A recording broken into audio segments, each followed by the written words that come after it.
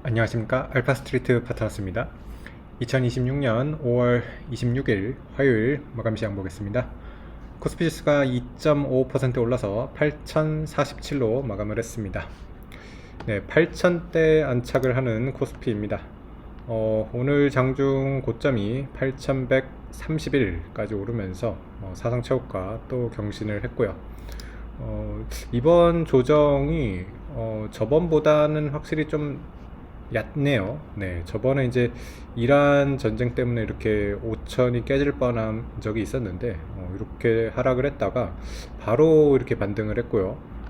전 고점을 아주 쉽게 넘어섰죠. 그리고 이제 8천까지 달렸는데 너무 이제 또 많이 오르다 보니까 한 7천, 네, 거의 7천 초반, 네, 7천을 깰 정도까지 이렇게 조정을 받았다가 지금 하루 이틀 3일 만에 네, 다시 이렇게 최고점을 뚫어버렸습니다. 네, 정말 뭐 강한 시장이라고 밖에 얘기를 할 수가 없을 것 같습니다. 오늘 같은 경우는 외국인이 좀 사기도 했었어요. 네, 근데 막판에 다시 팔면서 약간 매도로 잡히긴 했는데 장중에는 좀 매도가 들어왔던 게 네, 좀 특이했던 것 같고요. 왜냐면 외국인은 계속해서 팔았거든요. 지금 외국인 매도를 보시면 정말 엄청난데 그래도 오늘은 또 외국인이 그렇게 어마어마한 뭐 물량을 내놓지는 않았다는 게 조금 그래도 달랐던 것 같습니다. 근데 여기서 외국인이 이제 매수가 들어올지에 대해서는 의문이긴 합니다. 외국인은 여전히 지금 정도의 지수 가격에서는 사지를 않는 것 같고요. 이 지금 지수 그리고 우리나라의 지금 이 정도 주식 가격이 장기적으로 유지가 될 거라고 보기에는 좀 어려운 것 같습니다. 여전히 우리나라 회사들이 뭐 좀 이 주가의 하방을 지지해 줄 만한 그런 지금 주주환원이나 이런 것들은 너무 약하기 때문에 만약에 실적이 꺾이고 그리고 주가가 하락하기 시작하면 또 바닥이 단단하지가 않거든요. 그래서 크게 하락할 수 있다는 것도 네, 염두를 해둬야 될 것 같습니다. 네, 일단 뭐 미국 증시 좀 보시면 어제 이제 미국 같은 경우도 어제는 이제 휴장이었고요. 이제 금요일 마감 이제 지수인데 다우 같은 경우는 5만을 안착하는 모습이었고요. S&P 같은 경우도 뭐 거의 7,500 가까이 되니까 미국도 고점권에 있습니다. 네, 그래서 하루하루 움직임보다 미국 주요 종목 이거는 일주일 지난 일주일 동안의 움직임인데 일주일을 보면 조금 방향성이 보이는 것 같습니다. 그래서 반도체 주식이 일단 일주일간 움직임을 보면 조금 반도체 업체별로 좀 엇갈렸어요. 많이 오른 주식들을 보면 AMD, 인텔 그리고 퀄컴이 많이 올랐거든요. AMD, 인텔이 최근 들어서 굉장히 좋았고요. 일주일을 봐도 10% 상승을 했고, 그리고 퀄컴이 뒤늦게 따라오는 그런 모습입니다. 퀄컴이 18% 이렇게 상승을 했고, 마이크론 같은 경우는 뭐 나쁘지 않았다 정도인 것 같아요. 3% 정도 상승을 했는데, 대표 주식은 오히려 하락을 했죠. 엔비디아라던가 브로드컴 같은 경우는 지난 일주일 동안 좀 하락하는 모습이었습니다. 나스닥이 보면 올라왔거든요. 네, 그래서 나스닥이 올라오는 동안에 엔비디아가 하락하는 이런 조금 엇갈리는 모습이 나왔습니다. 그래서 엔비디아 같은 경우는 지금 나스닥이랑은 좀 반대 방향으로 이렇게 가고 있는데 만약에 여기서 엔비디아가 다시 이렇게 올라오고 신고가를 넘어가고 이렇게 되면 미국 증시가 또 고점을 쉽게 이렇게 뚫을 수가 있거든요. 그래서 엔비디아가 어떻게 되는지에 따라서 좀 나스닥이 더 오를 수 있냐 없냐가 결정이 될 것 같습니다. 네, 그리고 뭐 다른 섹터들 보시면 뭐 일주일 동안 좀 좋았던 거는 네, 뭐 헬스케어 섹터라던가 그리고 반도체 장비주 쪽 이런 쪽도 좀 괜찮았습니다. 뭐 램 리서치 같은 경우도 좀 괜찮았는데 우리나라 같은 경우 사실은 훨씬 많이 오른 주식이 있어요. 보면 오늘 특히 좀 주목을 많이 받았는데 삼성전기 보시면 오늘 17% 상승을 했습니다. 최근 들어가지고 완전히 급등하는 그런 모습을 보여주고 있는데 삼성전기 같은 경우 이제 삼성전자 자회사이기도 하고 뭐 반도체 장비 소재 쪽이라고 봐야 될 것 같은데 워낙 좀 회사가 규모가 좀 작기는 했었죠. 1년 전만 해도 10만 원대였으니까 시총으로 봤을 때는 10조가 안 됐어요. 네, 10조가 안 되는 그런 회사였는데 지금 갑자기 또 글로벌 아주 주요 이제 MLCC라던가 이런 쪽이 굉장히 또 주목을 받으면서 굉장히 중요한 지금 또 이런 소재 그런 회사가 되어가고 있습니다. 그러면서 지금 시총이 100조가 넘어가는 그런 기업을 토해내고 있고요.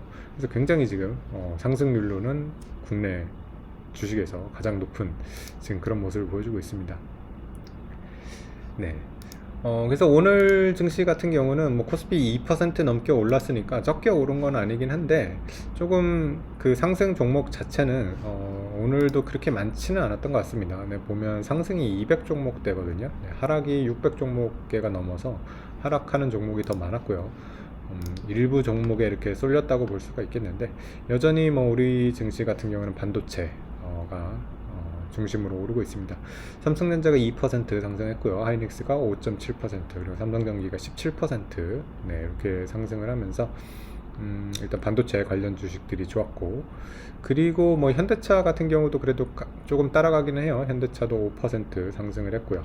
기아가 1.3%, 현대모비스 2.7% 오르면서 현대차 그룹도 그래도 좀 오르는 모습이었고, 그리고 조선 같은 경우도 좀 올랐습니다. 현대중공업이 9% 상승을 했고요. 하나오션이 10% 상승을 하면서 조선 같은 경우는 최근에 조금 조용하긴 했는데 다시 이렇게 조금 오르는 모습이 나왔습니다. 그래서 조선 같은 경우도 완전히 뭐 죽었다고 볼 수는 없을 것 같고, 다만 뭐 전고점을 뚫지는 못하고 있어요. 한국조선해양 같은 경우도 뭐 44만 원 이 정도니까 예전에 이제 50만 원대 갔었던 적이 있어가지고 아직 거기를 뚫지는 못하고 있는데, 조선 같은 경우도 네, 그래도 쉽게 빠지지는 않는 그런 모습을 보여주고 있습니다.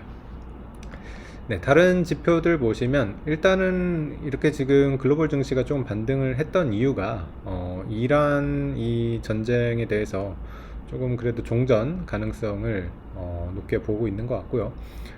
미국 채권 시장이라던가 뭐 석유값 이런 것들이 조금 안정이 됐습니다. 그래서 달러 같은 경우도 보시면 조금 하락을 하면서 네, 달러원 같은 경우도 거의 1520원 가까이 갔었던 게 오늘 보시면 1503원, 네, 그래서 달러원 환율도 좀 많이 빠졌고요. 그리고 WTI 같은 경우도 거의 100달러 넘던 수준이었는데 지금 91달러 정도니까 네, 석유 가격도 좀 하락을 했고, 채권 금리는 좀 떨어지긴 했는데 많이는 못 떨어진 것 같아요. 그래도 미국 10년물이 여전히 4.5% 정도니까 뭐 근데 4.6이 넘었던 거에 비해서는 조금 떨어지긴 했어요. 우리 같은 경우도 뭐 4.3까지 갔었던 게 지금 4.0까지로 떨어졌으니까 우리나라 10년물 같은 경우는 좀 더 떨어지는 그런 모습이었습니다. 그리고 지금 미국 뭐 선물 시장 보시면 나스닥이 한 1% 정도 이렇게 오르고 있어가지고 뭐 미국 증시 또 지금 이란 사태가 조금 누그러지는 거에 좀 시장은 네, 긍정적으로 이렇게 반응을 하고 있는 것 같습니다. 네. 근데 이제 다른 뭐 금, 은이라던가 뭐 비트코인 이런 쪽은 또 재미가 없습니다. 네, 금, 은 가격 같은 경우도 계속 그냥 뭐 이 정도 가격 유지하고 있는 것 같고요. 비트코인 같은 경우는 못 올라오네요. 보면 코인 시장 같은 경우도 정말 지금 소외가 되고 있어가지고 어떻게 보면 뭐 여기서 많이 더 떨어지지는 않고 있는데 그렇다고 올라오지도 못하고 있고, 네, 비트코인은 7만 달러 뭐 이 정도에서 계속 횡보하고 있는 그런 모습입니다.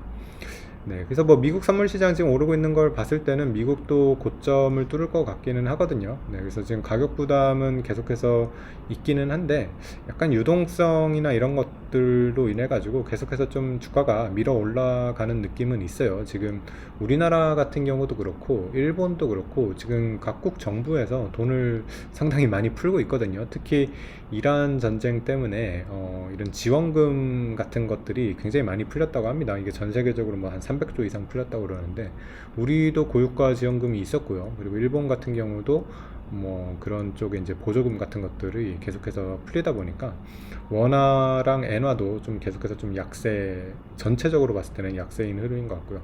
지금 단기적으로 이렇게 원화 강세가 나와도 1,500원 밑으로도 못 가고 있거든요. 네, 그래서 계속해서 원화도 좀 구조적인 약세는 계속되고 있는 것 같습니다. 네, 오늘 시황은 여기까지 하겠습니다. 감사합니다.